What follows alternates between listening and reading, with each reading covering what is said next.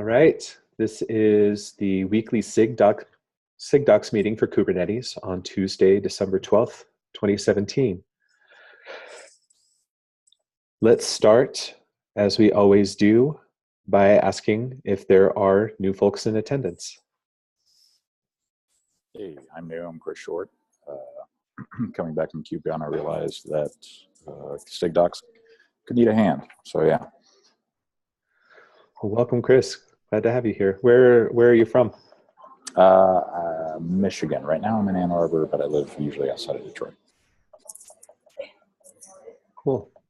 And which company are you with, Chris? I am in between jobs at the moment. So excellent. Well, welcome. Thanks.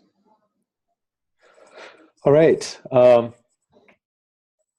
I'm gonna juggle our agenda a little bit. I suspect we're going to spend a fair amount of time talking about 1.9. So let's talk about doc sprints first and get those out of the way. So let's talk about doc sprints at KubeCon. How do people feel about them? How did they go?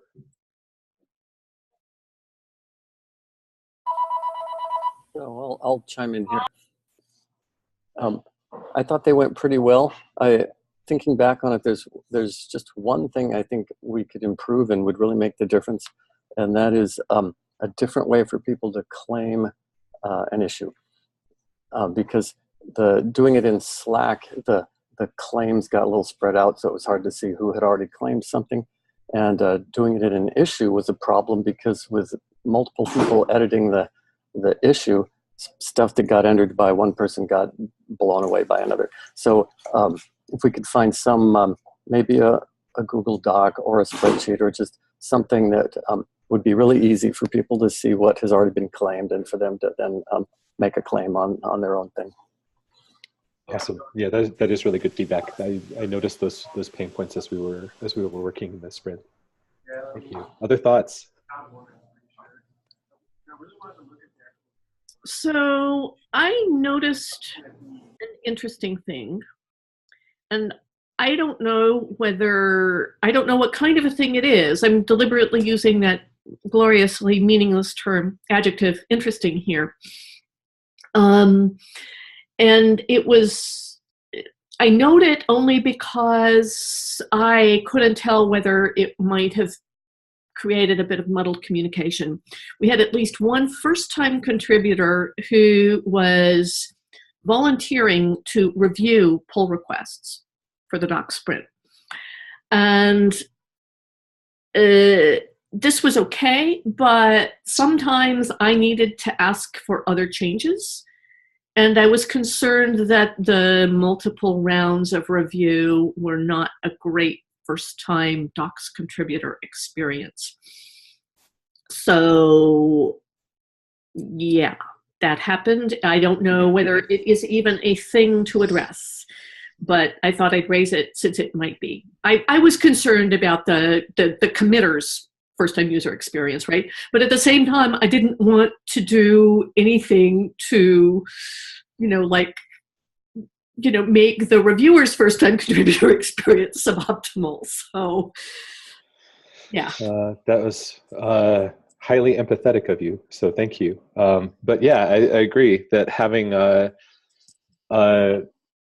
for a first-time contributor, the reviewer role is not ideal for exactly the reasons that you mentioned. It creates sort of a redundancy of work in the need to have who reviews the reviewer. Maybe we could get Alan Moore to create a graphic novel series about the editors. I'm fairly certain. I honestly don't remember now. I mean, I go look things up, right? I'm a technical writer. That's more than half of what I do most of the time. And just to try to understand context a little better, this person is a fairly new contributor to the Kubernetes code base. So not completely new to the project, but it occurred to me that maybe at least in the context of doc sprints where we have a whole lot of new people coming in, maybe we set up a pool of people who are going to wrangle the reviews specifically for the doc sprint PRs. Yeah, which I did not do an optimal job of. We saw this in the docs channel this morning, which I apologize But No, that's fine. No, I agree with you. I think that's something that we can be really intentional about in future sprints is directing people specifically into contributor roles rather than opening the reviewer role for like especially first time contributors during a sprint. Just because, I mean, for reviewing PRs in our repo requires a great deal of context and familiarity. So it's not something that people can just easily pick up and do, even if they're really good. So I think that's something that we can definitely see. I'm just going to make a note that we're going to shepherd first time contributors into creator roles, not reviewer roles. That's really good feedback, Jennifer. Thank you. Other thoughts? How did KubeCon go? How did KubeCon go? How did doc sprints go?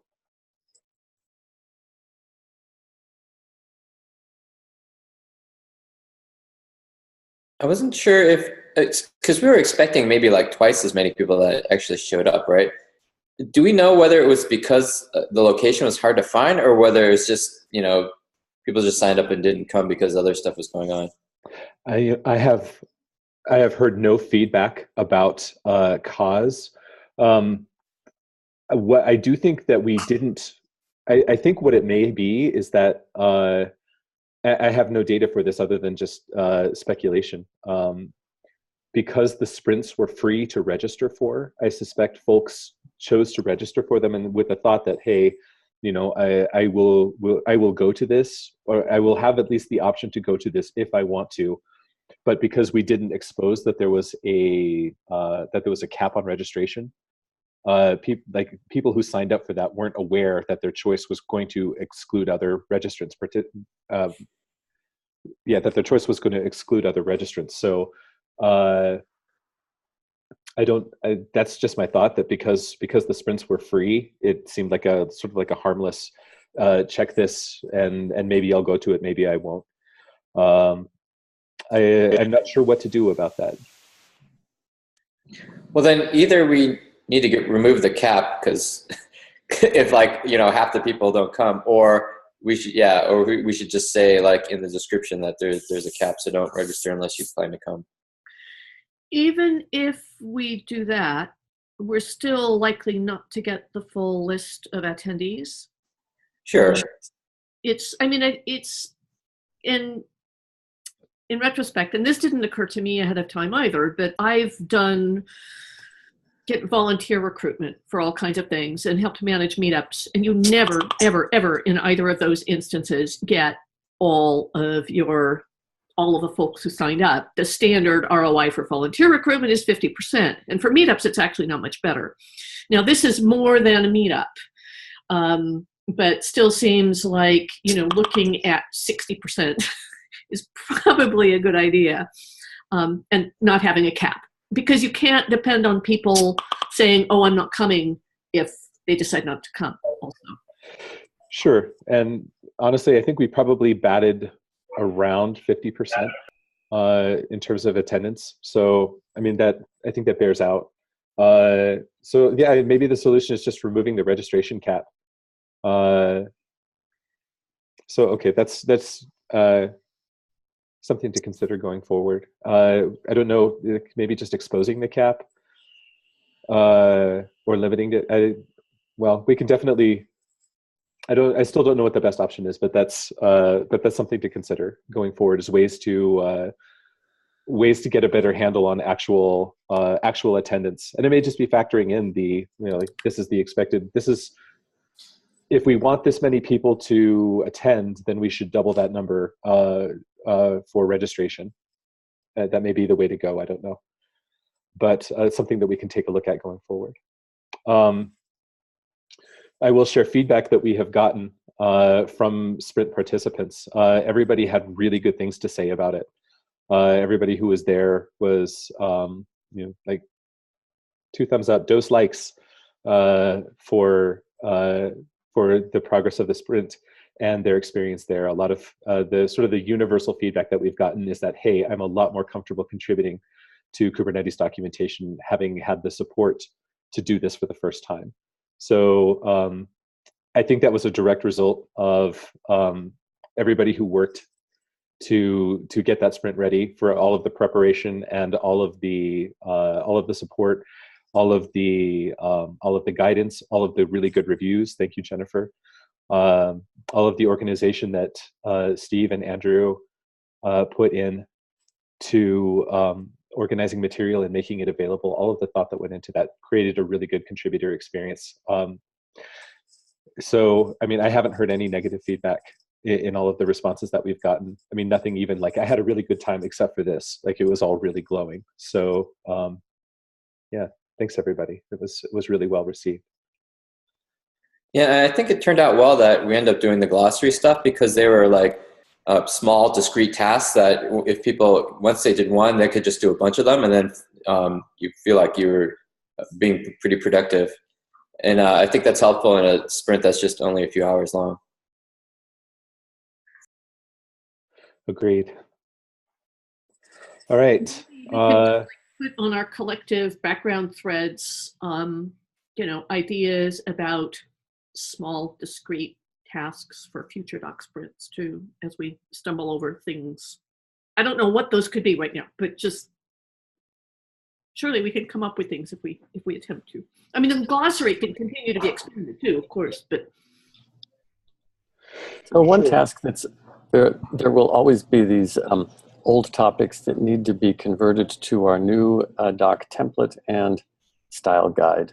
So those make great short, you know, yeah, just small tasks. Yep. Excellent. And good ones to get people comfortable with the larger context too. Right. The template is very clear. The style guide is beautifully short and not, you know, you're not going to drown in it or worry about whether it's complying. Yeah. Cool. They were successful enough that Chris Anisic at the Linux Foundation has asked us to run them again at KubeCon in Copenhagen in May. So, excellent. All right. Who's going to that? Sorry? Who's going to that? The KubeCon in nice. Yeah, Jared and I are going to go, and 2 days after that, we fly to Portland and do it all over again. Yeah, gluttons for punishment. Gluttons for excellent doc, I mean. All right, let's move on to talk about 1.9. Just as I know that we have, I see in the agenda that we have some specific questions about release project or release progress. So I will relay the news from the burn down meeting today. The release is being delayed by 2 days. We're cutting the release on Friday rather than on Wednesday. So that will change what we do with the repo freeze and change. It will give us a little bit more room to maneuver with some of the outstanding PRs that are based on release-1.9. Friday morning, I hope, not Friday afternoon. Like, is there a time on Friday? Because that's not something I don't recall a specific time being mentioned in the burn down. yeah, Friday release is always kind of that's a little dicey. Yeah, it always scared me a little bit. Yeah, we can check in the SIG release channel and see if there's a specific time change. Because yeah, 4 o'clock on a Friday is not the time to cut, or not the time to deploy a major release. Okay, so Steve, I saw that you opened 4 PRs for the auto-generated reference documentation. I put them into the release project. Do you want to say more about the auto-generation PRs? I just wanted everybody to know that that was the result of all our work of learning how to do all of this ourselves, and so we didn't have to ask for anyone to generate docs for us. We've learned how to do that now, and we actually have a new tool that one of the engineers wrote just in the last couple of days that makes it even easier. It's it not only generates the docs, but copies them to their locations in Kubernetes website. So that's all great. I still need to look at those, and just look through them to make sure they've done what's expected. But I think we've made some progress in understanding how to do this now. Oh, and the other thing is, it made sense to me to save these until the last minute, just in case anything got added to the upstream source that we wanted to pick up during the auto generation. Excellent. That is very happy news. So with the new tool that was created, do we still need to manually run the generation scripts? No, you don't.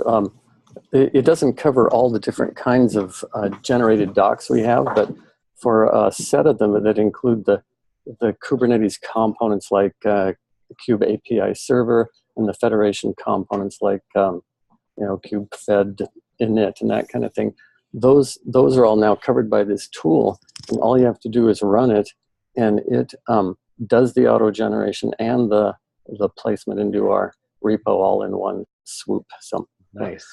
That's nice. We still have other docs that aren't covered by that, like the Kubernetes API reference, the kube control command reference, and the Federation API reference. So for merging the results of auto-generated docs, for I guess running and merging, do we need to do anything other than merge these PRs, or are these PRs representative of the entire scope of auto generation work that needs to happen for the release? Yeah, those 4 PRs cover everything. So as soon as we're ready, we can merge those, and we're good to go. Oh, that is so hot. Yeah. Yeah, good work, everybody. Good. Thank you. Thank you, Steve. Thank you, Joe Heck. And thank you, I think, to Nick Chase, too, for doing all of the automation research to make that happen. It's fantastic. So Steve, given that the release is is now delayed until Friday, I think it makes sense to thaw the docs repo for like another 2 days. Well, let's see, today's Tuesday. I think we can probably thaw it until Thursday morning.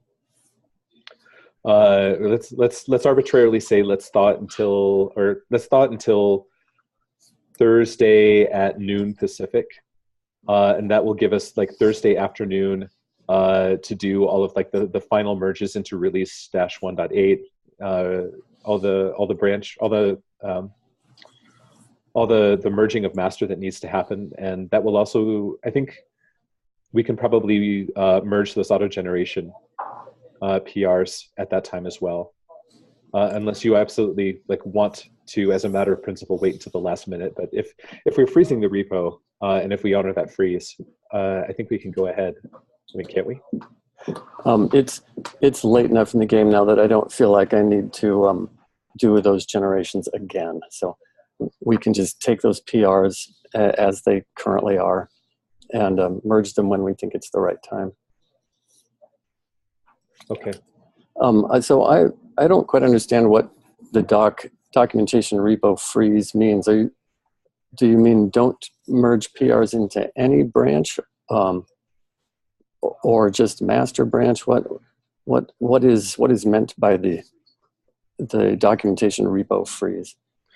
So the goal of the freeze is specifically to not merge PRs into master, so that we avoid introducing any breaking changes into any of the release branches, like either the final cut for 1.8 or the release cut for 1.9.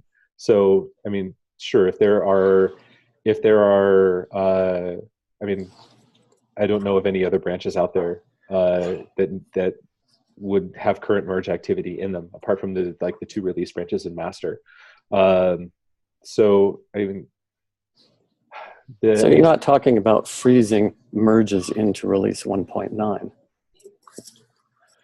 Well, I want to be very careful about it because the deadline for getting all of that done was yesterday. If there are things that still need to go in, I think we can look at those selectively. But I want to be very careful about introducing breaking changes into the repo at this point. or into the Well, release. can you present and click that link that says PRs for release 1.9? There are quite a few of them left in there, and they aren't all marked with release 1.9. So I wonder if some of them have gotten overlooked. Sure, 1 second.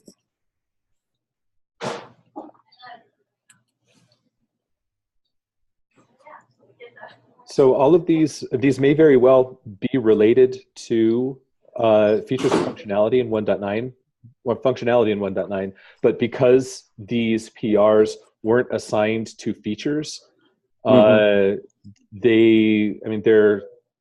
if they got in before the deadline, great, but they're not required to be in there. They weren't part of the feature tracking spreadsheet or any of the actual like feature work that was tracked and approved for the milestone for the release. So, my understanding is that we would treat all of these. I mean, if the release was still going to happen tomorrow, that we would treat all of these like any other outstanding PRs, that we would change the base back to master and treat them as normal PRs after the release. Okay. Yeah. If we, because we're going to thaw it until like Thursday noon, I think we can go ahead and work on these and get any of these that we can into the release branch before we refreeze. But that's the purpose of the freeze, is to avoid introducing breaking changes into the repo and to give us a margin of safety and comfort for prepping the release branch. Okay. Well, I'll look through some of these and see if any of them would be quick to merge now that we're going to thaw. Sure. Okay, I'm going to stop sharing. And how have you been enforcing the freeze? Because there are other Sig Docs maintainers that have merge privileges. So, like, how do you make sure everyone kind of upholds it? Well, that's why I was being kind of chattery in the Sig Docs channel, is to give folks plenty of notice. As far as like an actual like enforcement mechanism for the repo, I don't have one. I don't think there is one. So we all just have to sort of consensually agree that we're not going to do it. Yeah, I mean, obviously there's no real mechanism unless you revoke people's privileges, but like, is there a way to email all of the Sig Docs maintainers just so that they're aware not to merge anything during the freeze? If you think there's a sufficient, we can, yes, and that may not be a bad idea. Do you think there's a sufficient divergence between like the Sig Docs Slack channel and the email list that it makes sense to do both? Yeah, just because I'm not sure like how if all the Sig Docs maintainers are always on the Slack channel to know, you know. Yeah, that's fair. Okay, let me make a note about that really quick, and I'll send that out today.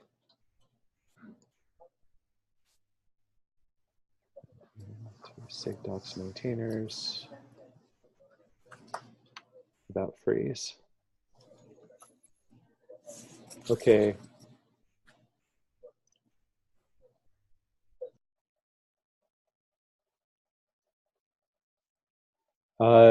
Jennifer, you have something for a pre-retrospective retrospective? Just one item, because I've been thinking about the things that I was hoping we could do for 1.9 release notes and docs too, really. That didn't happen for one reason or another. And thinking about the issues that Nick and I have encountered managing release note content differently from how we did it for 1.8. And so I noticed in the notes from Jared's talk last week at KubeCon that one of the things he mentioned was something that we've also talked about in these meetings, which is moving toward assigning Sig Docs contributors out to the other SIGs, the products, the product or code SIGs. I would dearly love to see us work on this effort sooner rather than later, because I think that it could benefit the documentation and the release notes and the entire release process hugely, even more so than I thought towards the end of 1.8.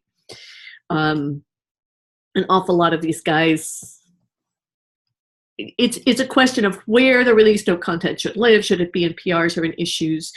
It's a question of how to write and even how to think about writing release notes. And it's the kind of thing that's not going to happen with just an improved template. It's the kind of thing that's going to happen with somebody who can really understand and interpret dev speak and turn it into user speak, even if the user is another dev. And I think that the best way to do that is with some hands-on Sig Docs presence in the other SIGs. If we're thin on the ground for that, or if people feel like they're not up to that particular kind of task, I'd be more than happy to facilitate some sort of training and training, right? Sort of train the trainer. We might not need that either, right? I'm just saying that I'm willing to sort of step up my efforts to encourage this kind of involvement. I think it's going to improve everything, not just release notes by a long shot. But the release notes are sort of my gateway drug into it.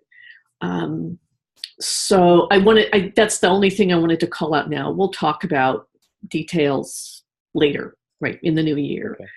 So just to be clear, to make sure that I understand, you are advocating that we take an approach of embedding writers with teams earlier in the release process to help with the specifically with release notes?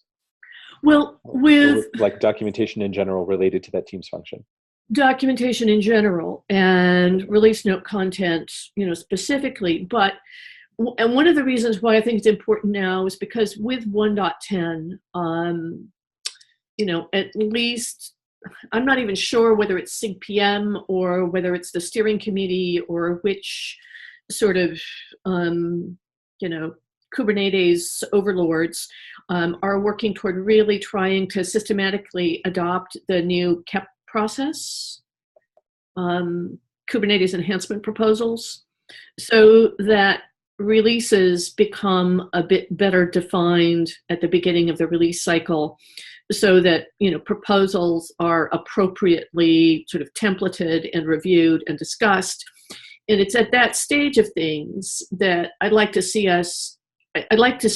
docs be a part of that discussion, right, from the get-go. So believe me, way beyond just release notes, but release notes can be a key piece of this, because if you're trying to describe an issue, here's a feature we want to get into 1.10, the more clearly that's described from the get-go, the better it can serve as the basis for all of the user-facing information. And just to get the hubris out there right now, to actually define what's going on with the feature better too. Backing off from the hubris a little bit, it can only help the work that we're all already assigned to do. I think it's going to make it way more streamlined. The lament I heard during 1.8 is, well, we have to do something about the release notes process because it takes 30 hours or more for all of these devs to figure out, 30 hours of dev time to clean up the generated notes. Well, that 30 hours is a low estimate, and B, it exists under any of the current efforts to wrangle release notes. It happens to be offloaded to Sig Docs people as opposed to people in other SIGs at this point. I'm not complaining. I'm just saying that there are better ways to do this, and that I think one important piece of it is getting Sig Docs representation onto the other SIGs. Okay. Thank you. And since you are the release meister for 1.10, I look forward to the execution of your plan. Wait a minute, say that again? You're the docs release meister for 1.10. Oh, right. No, you're not the Anthony Ye or the J. Singer Dumars. I was gonna say, wait a minute, what happened here? You are the Steve Perry and Zach Corliss of docs for 1.10. My feet will grow, I hope. Excellent. So yeah, I mean, we should have a deeper discussion like when Jared's available. But my one concern is like, how do we get coverage? Because there's a lot of SIGs now. So like, I mean, I can imagine, you know, maybe first we talk with like SIG PM and see kind of what the overall theme is and what the important things are. But then I worry that like, are there some SIGs that will just kind of like ignore, or something will pop up and it'll be like, oh yeah, that is important, and then, you know, they kind of get lost in the process later on. So I'm just trying to think about what a good process would be to make sure that we kind of we're able to like net everything. Yeah. The coverage question is a really relevant one, because I mean, we don't really have a lot of power to compel, so we have to persuade folks that embedding with a SIG is a worthwhile use of their time. We have to. I mean, this is a wonderful conversation to have like really early with the with the release meister for whoever's running 1.10. Like really early, like in the first couple of weeks of the process, and get their buy-in. And I think also with the folks who are promoting the KEP process, which is a whole, it's an overlapping group, but not exactly coterminous. And I know there's a couple of folks at Heptio who are working on it, which means that I can reach out to them and get a better sense of where we might be able to be part of those conversations also. Because I'm thinking that if we can piggyback on the KEP process, that might be one way of you know, sort of helping. It might be, I don't know yet, right? And you know, I think this isn't the right meeting to figure out an implementation. I just wanted to call the issue out. I mean, these are all really good issues. I'm not saying I don't want to discuss them. I just don't want to. I don't want to sandbag people either. Sure, but as we start thinking about this for future meetings where we do discuss this, one thing I would encourage us to keep in mind is, I mean, I think we can probably come up with a vision of what this would look like if everything was perfect, but how can we start, and what is the minimum viable iteration of this process, and how can we iterate successively upon it? Because I don't think that we're going to get there over the course of a single release. I mean, that might be a great thing to be. This would be a great discussion to be having about the wild success we enjoyed at the end of 2018. But getting there in a single release cycle may be ambitious. But I absolutely think that we should try. We should just be able to talk meaningfully about how to instantiate and then how to iterate thereafter. I think that's perfect, Zach. This is why we need you. You know, I mean, we've got the big vision, and then we you know, sort of scale things back to what is doable over the course of a single release, and how might we can't determine everything for the entire year, but how might we iterate, you know, sort of to extend over the course of subsequent releases. Sure. Hey Jennifer, like, so for the release notes, does each line item have equal weight, or do they have kind of different? So I'm thinking about log levels, right? So when you have an application and you have like, you can specify what level of detail you want when you're, you know, doing verbosity. Like, do we have a similar mechanism? I am so sorry to interrupt, but this is a wonderful and valuable conversation that would be perfect for a meeting that is specific to this topic. Okay. So can I give Andrew the TLDR? The short answer is no. Okay. It's not that I don't want to shut down discussion. I just want to channel it appropriately. Yeah, no, it just popped in my mind for a second. So yeah, we should talk about it more later. Excellent. Get back to the agenda. All right. Yeah, just to mention for upcoming releases for 1.10 and 1.11, the docs release meisters have volunteered. For 1.10, the release meister will be Jennifer. And for 1.11 will be Nick Chase. Nick is going to shadow Jennifer on 1.10. So thank you very much. It's I'm really grateful that you stepped up. So thank you. So in the course of reviewing 1.9 documentation, Andrew and I came across we stumbled on the question of how far back are we going to support Kubernetes? How many versions back are we going to keep in documentation? And we have some open PRs, or some open issues rather, from users requesting that we specify, that we indicate somewhere how many supported versions of Kubernetes are in the documentation. So after some discussion, Andrew and I came to the decision in the moment of the current version plus 4. As I understand, Andrew, you can probably talk a little bit more about the specifics of where the current plus 2, like at minimum current plus 2 policy came from. Yeah, so I talked to Aparna, who's part of SIG PM, and then I also ended up talking to Brian Grant, who's been part of the project for a long time. And he said the official policy for Kubernetes open source is to support at a minimum like current plus 2.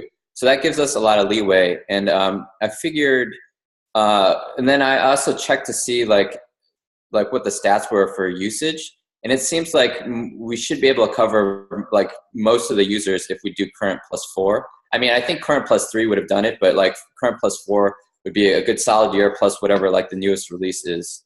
So like at the beginning of a release, that should be pretty solid, I think. So for when 1.9 releases, that will mean that we support documentation for 1.9, 1.8, 1.7, 1.6, and 1.5. That's current. So if you're in 1.5 or in 1.10, if you are reviewing material and you see discussion of material that is older or more stale than current plus 4, go ahead and edit that out. Use the opportunity to this came up specifically because we were seeing discussion of feature comparisons between 1.3 and 1.2, and that's stale. We don't need to preserve that in the documentation. So current version plus 4.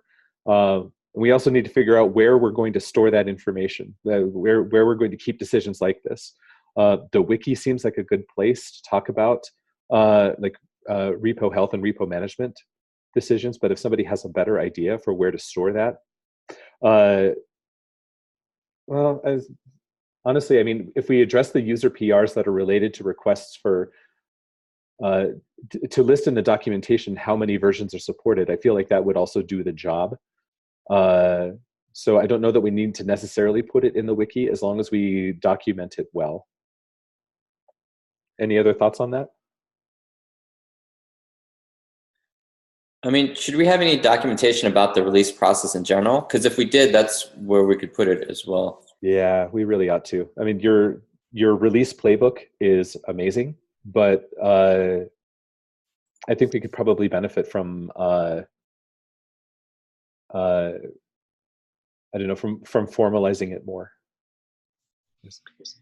And if we're going to continue to have Sig Docs folks wrangling the release notes, even though that process has been all over the map for the 2 releases that's been the case, we are hoping to regularize it, right? Whether it's Sig Docs or not. So that might be a place to add that sort of content too. Okay. And if we're going to talk about the idea that we have these older versions of the docs, we need to make it clear in there that these older versions we're not accepting pull requests for these older versions. They are snapshots that just, they are what they are. Oh, that's a good point, Tim. I see Tim's comment in chat that the style guide includes information. We have avoid statements about the future and avoid statements that will soon be out of date. And that would be, we can update the style guide to be specific that the content strategy is current plus 4. But yes, Steve, we also need to specify maybe in the contributor guide, but maybe in the overall like release in whatever omnibus we put all of the release strategy under, that that we're not accepting pull requests against older versions, especially as we start having as we start accumulating release branches to open pull requests against that that we're only accepting pull requests against the current version. So yeah, we should absolutely specify that. Let me make a note about that really quick.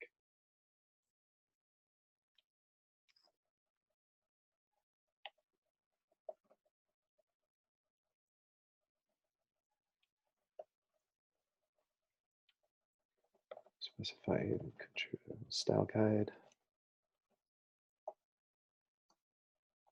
Supported versions. It's current +4. Specify that we do not accept PRs against older versions.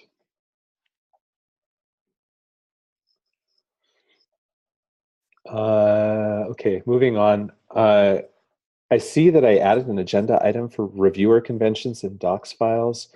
It's a follow-up from 1128. Tech reviewers set up a discussion about conventions, reviewers in front matter. Oh, I see. I was looking at this and getting my speech ready to be like, I have no idea what I was thinking. When I looked at that, I have half an idea of what I was thinking. So I wanted to continue on with the discussion that we had on November 28th about tech reviewers and about what specifically we want to do, what kind of a convention do we want to adapt for technical reviewers for a file. And the possibility that Steve had floated was formalizing the practice of listing like file owners in the title block for a document. And that seems to work really well. It makes it easy to identify tech reviewers. And that, I mean, it seems a very reasonable thing for me. Like it seems like a really reasonable strategy to do, to easily identify reviewers for a file for content. So is that something that we want to adopt? I don't know, Steve, if you've thought about it more and want to refine your thinking. But I'm going to propose that we do it, and I am interested in hearing discussion. So how would we do this? We'd visit files and add to the front matter. Would we do it as they come up for review, or try to go through in one big push? What's your proposal?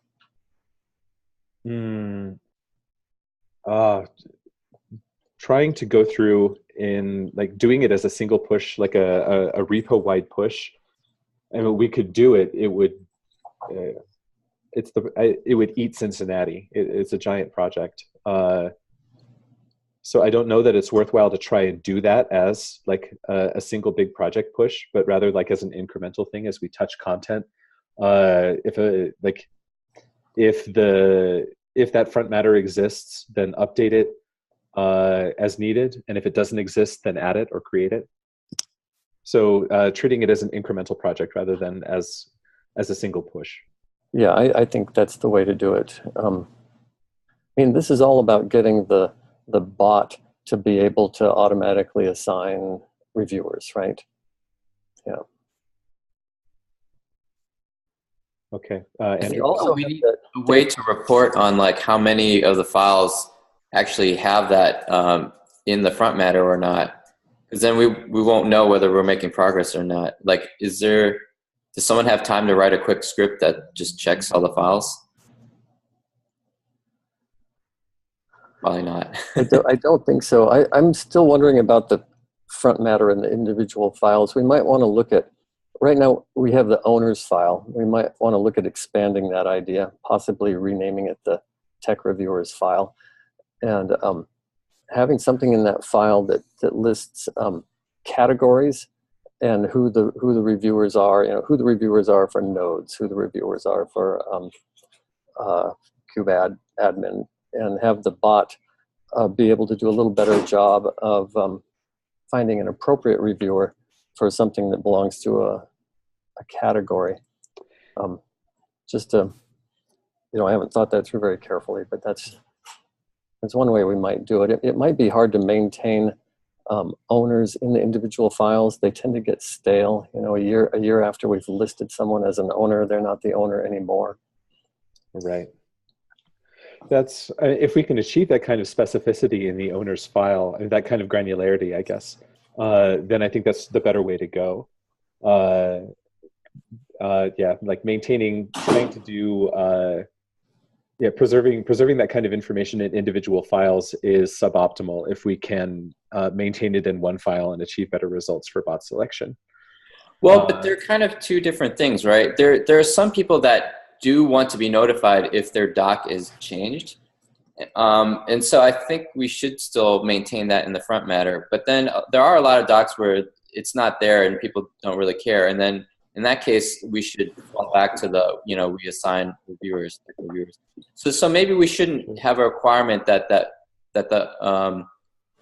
doc author is in the front matter. But then we can have a two-part, but if it is, we can, assign that. And if it isn't, alternatively, we can assign the tech reviewer if we label it by what SIG that we need the review from.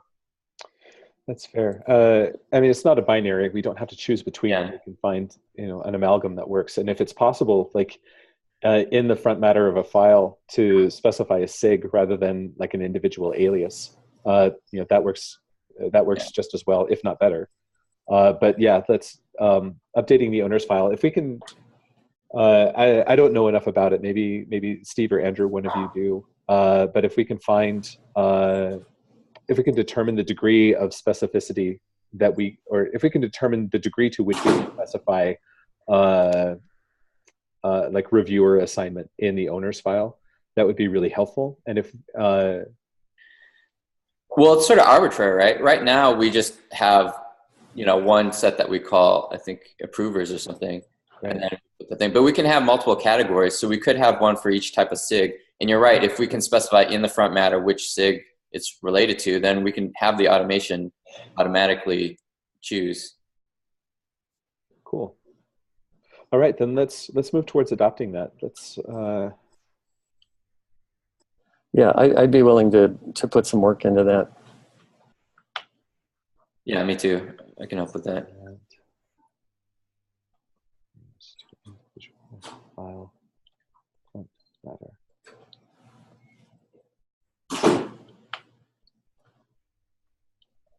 Excellent.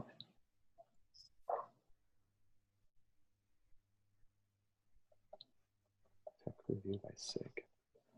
Okay, cool. That is all that I had on the agenda. Is there anything else that anyone wants to add at the last minute?